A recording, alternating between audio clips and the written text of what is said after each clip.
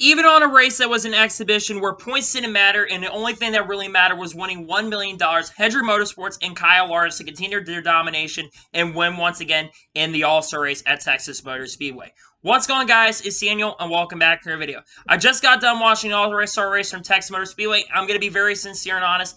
I didn't think tonight's All-Star race was really that great. It went better than I thought it was going to go, to be honest with you, but it wasn't really a great race at Texas Motor Speedway. So let's go ahead and talk about the All-Star race very quickly. We're going to go ahead and first jump into the All-Star Open and talk about the people that transferred and talked about the race right there. So let's start off with the All-Star Open. So let's start off with the first wreck that basically happened a few laps into the All-Star Open.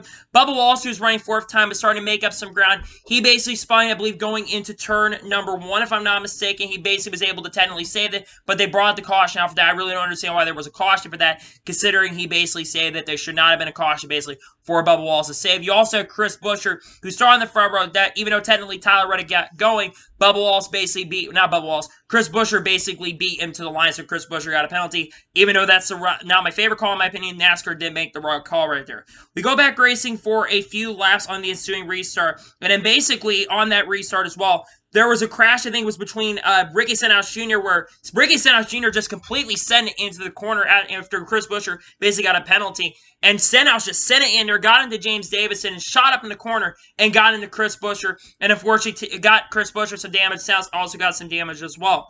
We go back racing with a few laps to go in the first segment of the first one, where there would be some contact between Eric Jones and Daniel Suarez. Eric Jones actually spun trying to battle Daniel Suarez and basically went back up on the racetrack and unfortunately collected. And unfortunately, both of them that were probably going to have a shot to contending to make it in the All-Star, but they unfortunately fell out of the race. Then we go rack racing with a few laps to go in segment 1 with 2 laps to go in the first segment.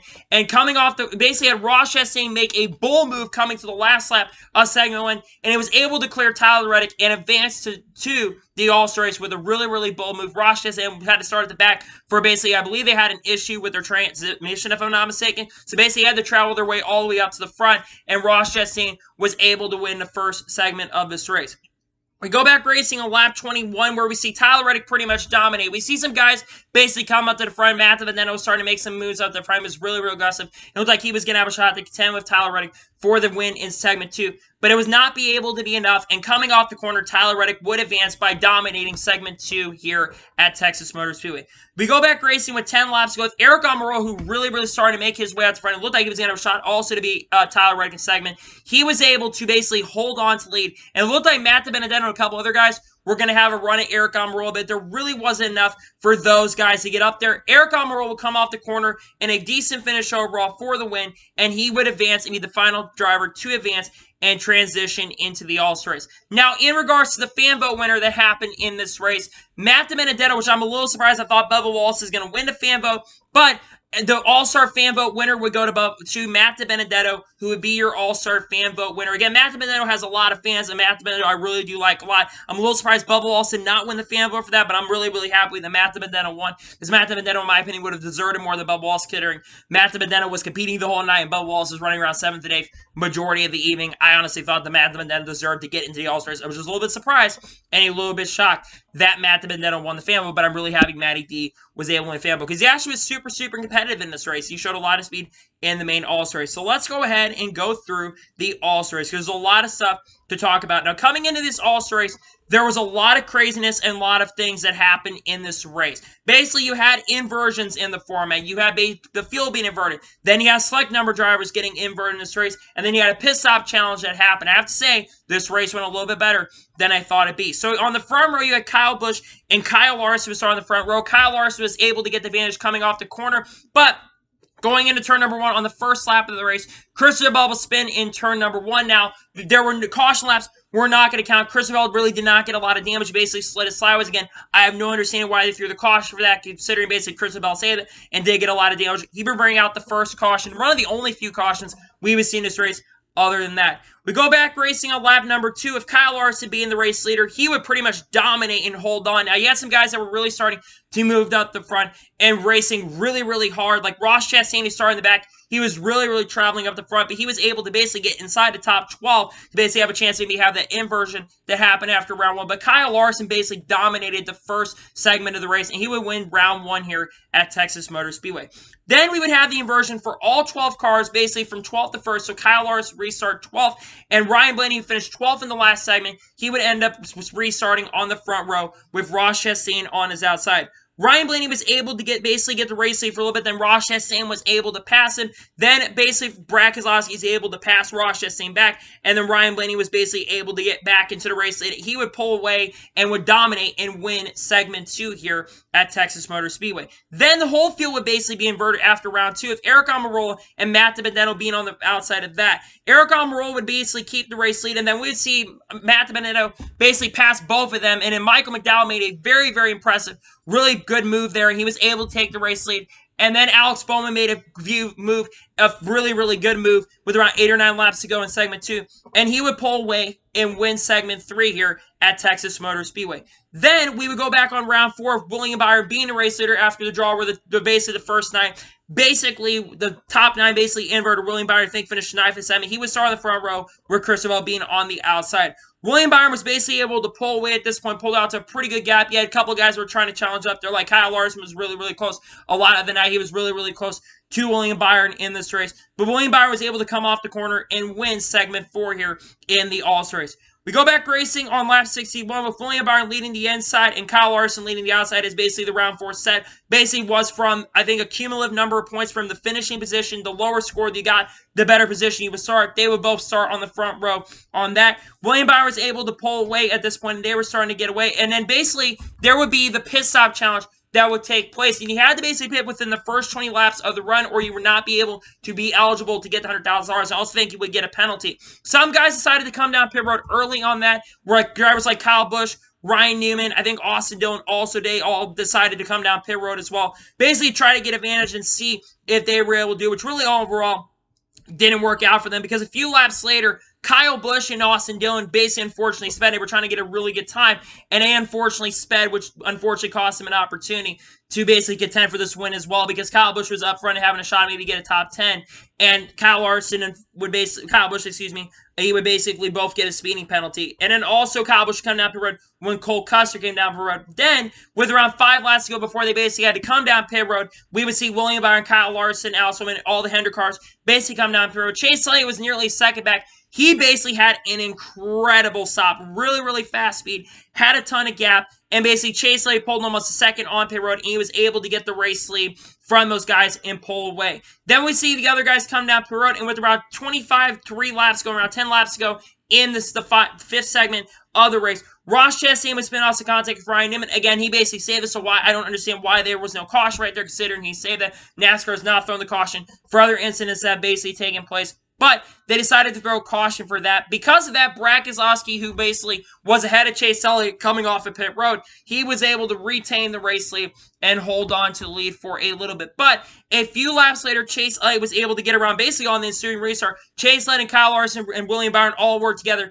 to get around Brad Keselowski, and it would be a battle between Chase Elliott and William Byron for the victory. And coming off the corner, Chase Elliott would become the last Hendrick driver to win a round here at Texas Motor Speedway. We go back racing with 10 laps to go on the restart with Chase Elliott on the inside with William Byron on the outside as well. We would see Ryan Blaney on that ensuing restart make a really, really impressive move to basically take it 3 wide to the bottom. It looked like he was going to have a chance to take the race lead. And then a lap or 2 later, Brad Keselowski made an incredible move to the bottom. And then Kyle Larson literally a lap later went to the high side with a really incredible move with around 8 laps to go and was basically able to keep the race lead. Then we would see a really good battle back and forth between, in my opinion, an awesome, pretty good battle, in my opinion, of course, with Slot Car Racing, of course. We saw a really good battle between Brad Keselowski and Kyle Larson. Brad Keselowski was getting a lot of good runs into the corner in the final few laps.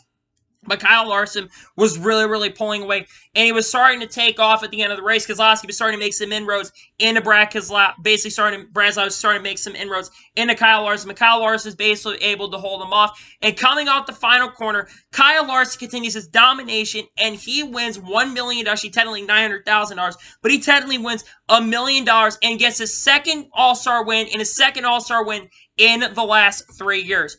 Kyle Larson right now is unstoppable. He is by far the driver to beat this year. And I know that this race doesn't matter for points or anything, but Kyle Larson has shown a ton of speed this year. He's been really, really fast, been super, super aggressive, has shown a ton of progress, and I've been really, really impressed overall with Kyle Larson this year. And is there anybody that can stop him right now? Because he's literally the guy to beat, and I've been super impressed with Kyle Larson every single week. He's got no weaknesses. He's winning ever, even with the crappy package. It was very difficult to pass. Kyle Larson still continues the domination and wins once again here in the All-Star race. So let's go ahead and get through the race results and then talk about the race overall. So Kyle Larson wins.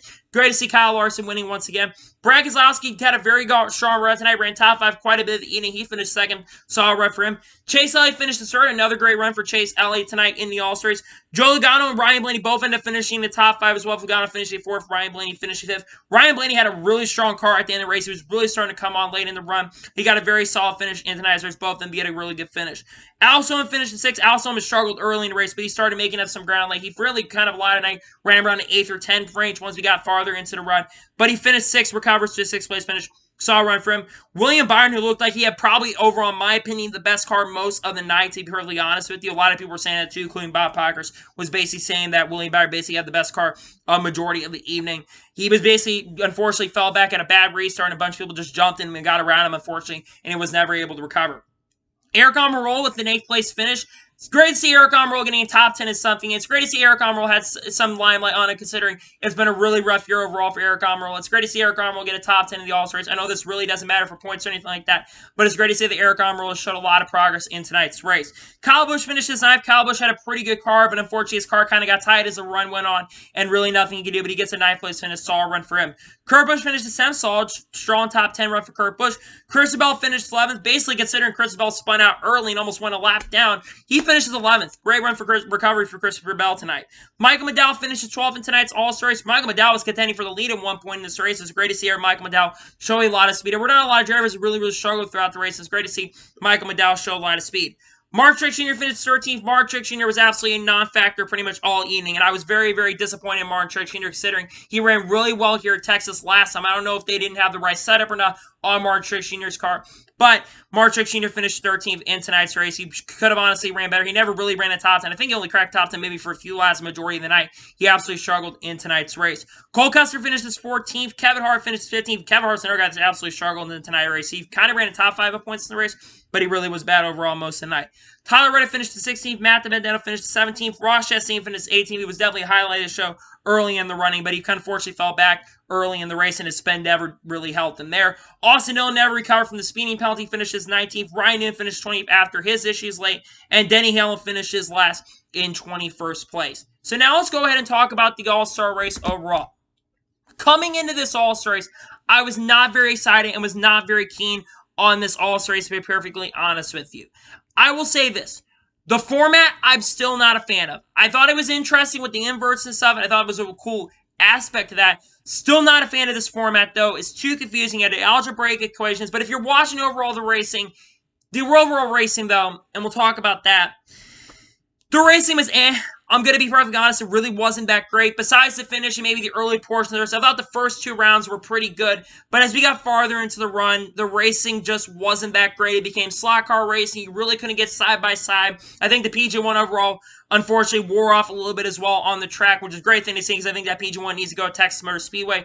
I just honestly not a fan of this package either, to be perfectly honest with you. Basically, slot cars, and it was more and more amplified in this race. I wasn't overall a big fan of this race. I'm going to give tonight's race at Texas Motor Speedway overall a 5 out of 10 for the All-Star race. It wasn't a great race overall, to be perfectly honest with you. I do expect a lot of people to not be a fan of this race, and I can totally understand. I'm not going to be rating this race really high. Again, this race is not going to be on the main score for all the races that I've done this year when I do go eventually do a video in regards to what my top 10 races are of the year. I thought that this race really was not the worst race. I think Daytona 500 still takes cake of the worst race of the year. But again, the All-Star race was great, but it was better than I thought it was going to be. I thought it was going to be a trash race, and it went better. It was, honestly, in my opinion, if you want the truth, I thought the All-Star race overall, the main one, was a little bit better than the All-Star Open, which is really surprising considering the All-Star Open has usually been, the better race. But overall, I thought that this race was a little bit better, but not by much, in my honest and sincere opinion. But it was one of the better Texas races we've seen in years. I thought it was better than last year's Texas race. That's for damn sure. So, anyway, that is going to be it for today's NASCAR race review from Texas Motor Speedway. I want to thank you guys for watching. Please subscribe to the channel, notification on so you're notified when a video does go live on my channel. Follow me on Twitter, Facebook, Instagram, support my page as well. Links in the description below for that. And comment your thoughts on tonight's race. What are your thoughts about Kyle Larson winning tonight's race? Let me know in the comments below. Let me know your score in the comments below as well. Next weekend, we're jumping over to NBC. This is the final race on Fox. Thank God we're off of Fox's coverage. To be honest with you, I'm really happy overall about that. We're going over to NBC. We also got practice qualifying back, and we're headed back to a points-paying race at National Super Speedway. And the first time we've been to the track for 10 years, and the first time we've raced in the Cup Series, and the 20 years that track has been around. Great to see they were going back to that racetrack. We're going to be going back to some real racing this upcoming weekend at National Super Speedway. But anyway, like I said, I want to thank you guys for watching tonight's race review, and I'll see you guys next time for some more great and awesome NASCAR content. Take care, everybody.